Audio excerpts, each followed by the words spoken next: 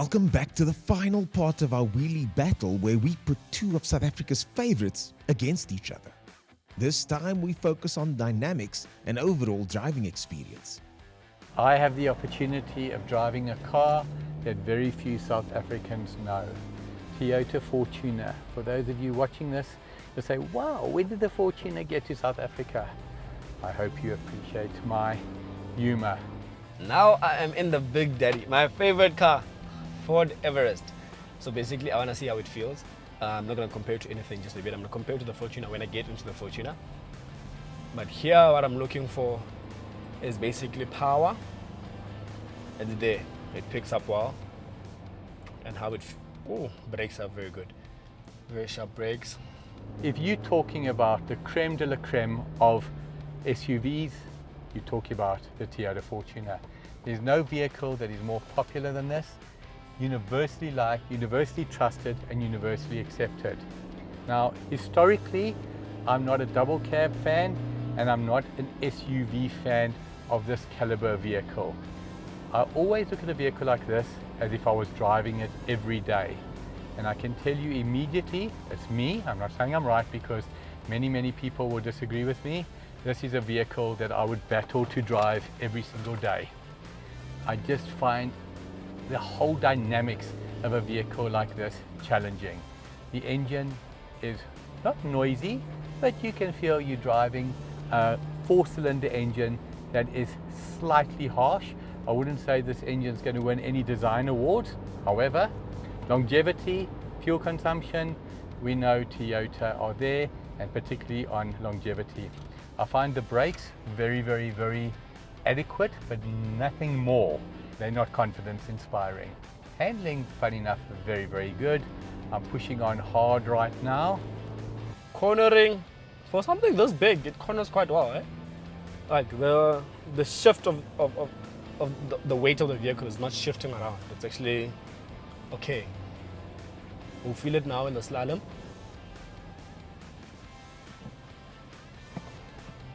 Yeah, feels quite good. So now we're doing the slalom, something that this car has, right? It has like a front collision avoidance. So it was sensing all those cones. So to the last cone, it sends the cone and did like an auto brake thing. Good safety feature to have. I'm generally yet to find any flaw of this vehicle when it comes to driving, because I'm doing 110 going into the braking zone. Brakes quite good. I generally don't have a flaw with this vehicle. Around corners, it's okay. I'm not moving around too much in the vehicle on the corners. The engine performance is very strong. You know, you've got a roughly 150 kilowatts here. So there, now, it would be very easy to lose it. I came in way too hot there. But when I say way too hot for the car, not way too hot for what you would expect at a racing circuit. This is a nice sweeping left-hander. Going to brake quite hard again. Try get a nice bit of oversteer. No, understeer. You can hear the tires squealing. Coming up to the slalom for the second time. I'd like to take it a little bit quicker. Watch my hands on the steering wheel as I come to the slalom. In 3, 2, 1, and at the slalom.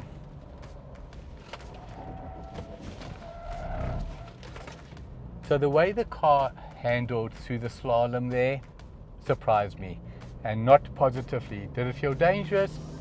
Most definitely not. But was it confidence inspiring? Equally, most definitely not.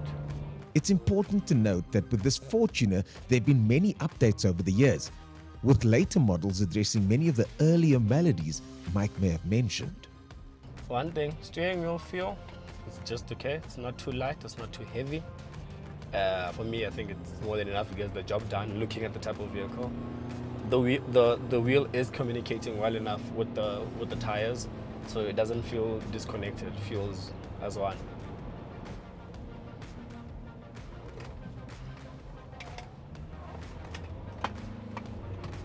For what this vehicle is, and for how old it is, I genuinely have no complaint.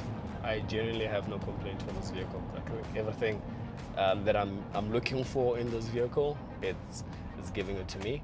I have zero complaints.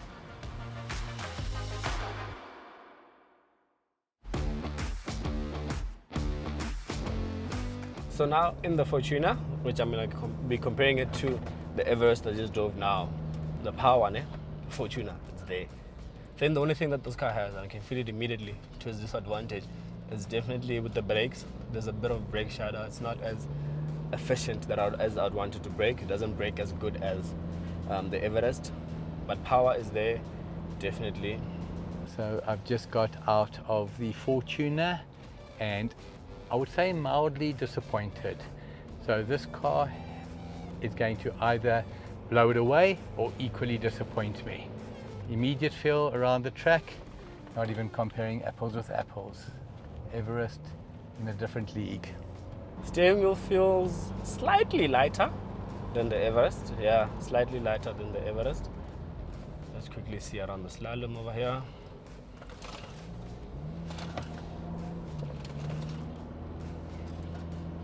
Okay, oh, did the Slalom quite well. Engine immeasurably smoother. I will say the Fortuner engine feels stronger, but the Everest engine feels immeasurably smoother. 2-litre 4-cylinder versus 2.8 4-cylinder. Coming up to the Slalom, where I felt mildly nervous in the Fortuner. Oh, superb, superb.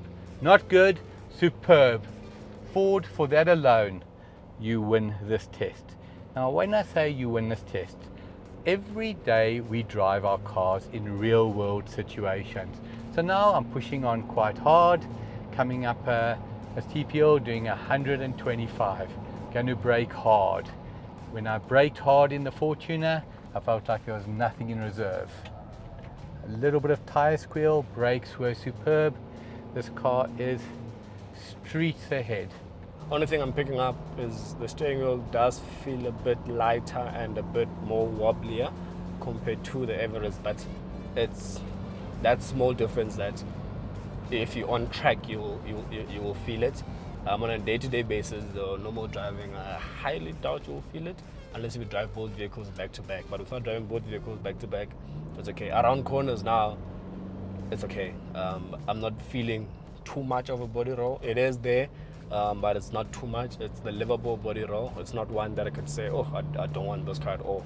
But overall, definitely the Everest is the more complete vehicle. When you look at the power, you look at the brake, the handling, all of those things, under braking, those type of things. Definitely the Everest is the better vehicle. But what I do have to tell is that this Fortuner is 2.8 GD6. I understand why Toyota uses it so much. It feels very good. It gives you the power. You put your foot down, your power's there. So to close it off, to sum it up with these test drives, especially with having driven the Fortuner and the Everest, for what these vehicles are and for how big they are, they do the job. They handle the job. The fact that it can handle such a course like a race course, a race circuit, that for me, I think it's more than enough. It's a good vehicle. Definitely, it's something that you should consider. But looking at how it ages, I think that could be a factor compared to the Ford. But yet again, Toyota builds on reliability more than anything. I think in every other department, the Toyota loses. But in that department, the engine department, and I think that's where it wins. Pushing on nice and hard. Got Nicky in front of me. Bear in mind that I've just come out of that, so I know exactly what he's doing. And I can say to you, I would battle to push on harder than I did in the car. Whereas with this, absolutely no problem. Coming to a nice sweeping, just a dab on the brakes, feels absolutely superb. Wow, wow, wow. Beautiful. So that was a pre-collision warning because I was catching Nicky a little bit too quickly. Going to give him a little bit of space, and I'm going to hit that slalom fast again. Okay, we come into the slalom section. Beautiful, absolutely beautiful. Ford, dynamically, it is a convincing win for you. Ergonomically inside, I would say this is a much more pleasant environment for me Objectively, I could live with this car every single day. I could not live with the Toyota every single day. Ergonomically inside, absolutely magnificent. Team Ford, I don't think you expected this one, but I'm giving it to you. I've always prided myself on being absolutely honest. I don't care who's right, I care what's right. I don't care who's best, I care what's best. Team Ford, well done. So we have to start obviously with let's start with the braking before we go to the drags and sum up everything. In terms of braking, obviously you felt it. For me, not even a comparison. When I say not even a comparison, I would say mildly disappointing and incredibly outstanding. For you? 100%. I share the same sentiments. Under braking, this one felt a lot more all over the place compared to how stable the Ford Everest was. So it's definitely an easy point. It's an easy go. It's a Correct, penalty. correct. I think what we just need to mention again, both these vehicles are not brand new, so they're being tested under the same conditions, but is the tire wear exactly the same? Is the brake wear exactly the same? You never know, Yeah. but still giving it to the Ford because everything about the braking system just felt better. And it has more mileage than this. Of course, of course, of course. This is a perfect day for Nicky. He's wearing his Liverpool t-shirt. He's doing a show with his idol, Oh, okay. Interesting. his older idol. And of course, his Ford is winning. What was the next thing on track that we did? The acceleration. Acceleration pool. Basically testing these vehicles between, see which one is quicker. Obviously, as much as they're not new, we're trying to see if it still has that kick from new. And we saw with acceleration. What do you think about it? Now, in many cases, I said that the Ford, there's no comparison. When it came to acceleration, 2.8 litre four-cylinder versus 2 litre BiTurbo, for me, that flattened the Ford. Yeah. As in flattened Yeah, it. definitely. There's no competition. Definitely the 2.8. I think it makes Correct. sense why Toyota Correct. loves it and uses it so much and for so long in so many different vehicles because it's a winning formula. But now what is interesting, and we've always got to say this, we talk about real world. So when we did the drag test, the Toyota absolutely flattened the Ford, as in literally. Yeah. One in my hands and one in your hands was no competition. But on the track, did the Toyota feel more powerful for you also, or No. was it similar? No, on track similar. Just only when you get out of a corner, Yes. then you can feel that 2.8ness in the Toyota. But around the complete overall track, Yes. it felt one and the same thing. Just this one feeling a bit much better for me. So guys, currently the scores are 3-3. If you're kind of confused, how did it get to 3-3? This one in terms of performance, that one in terms of braking. Now we're at the last part, overall, for you, including everything we did today, the track experience, how it was around the track. Which one for you overall wins? So for me, I'm going to make it clear, the Ford wins overall, and allow me to explain. Do you want the short or the long story? Here we go Been there, again. done that. I always talk, and I've got to say it again and again, real world driving every single day. That car, personally, the Fortuner, did not inspire confidence in me. On the track, we did the slalom test. I came pretty close to losing it. When I say pretty close to losing it, totally under control, but I wanted to push on through the slalom, and I did not feel that it had me covered. This year felt composed at all times, the braking, everything. Real world, this car for sure. I know what you're going to say, but why? So for me, it's how it feels on track as well. As much as these are cars that will never see the light of day on track, Of course. but in terms of handling, such big SUVs, you expect them to be very wobbly around Yes. corners, around curves, but they actually handle quite well. They handle much better than some vehicles I've driven on track. So I actually do like that. The Fortuner did Interesting. quite well. Just the Everest just edged the Fortuner in terms of overallness, especially on track as well. So now our colleague Ernest Page often talks about weight transfer when on a circuit or on track. With the Ford, I felt nothing. I did the slalom test, it was composed and stable. The weight transfer on this car felt like this was a heavier car, but in reality, this is a heavier car. So now, I've got a question for you. Okay? Your own money? Yes. You're not sponsored by Team Ford. I'm not sponsored by Team Toyota. We're just joking. We're not sponsored by either. Where are you putting your money? Your own money. Just remember, we've got to take a couple of things into account. Known reliability, known resale value, perceived poor reliability, and not bad resale value, but not on the same level. You're putting your money into it, you're going to keep the car for 7 years. Still look over there. Because I have this thing where, and especially it's something that all South Africans look at. When I park this vehicle, I know when I come back, it will be there. Correct. when I park this vehicle, I need to put a lot of safety measures. So I'm not safety first. Safety first. Everything else, if something goes wrong here, I can always save up and fix. If the whole car disappears, insurance can say we told you it's high risk in that area. So there's a lot of things to consider, and for me, that's the main thing. The theft is always the main thing. If roles were reversed and that was a high risk in terms of theft, I would go for this one. So now the young man is learning and the old man is standing in front of the winner. Well done, Team Ford.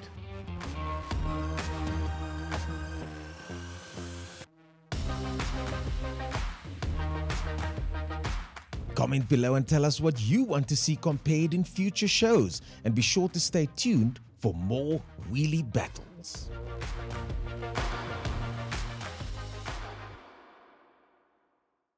I can say to you, I could live with this car every day.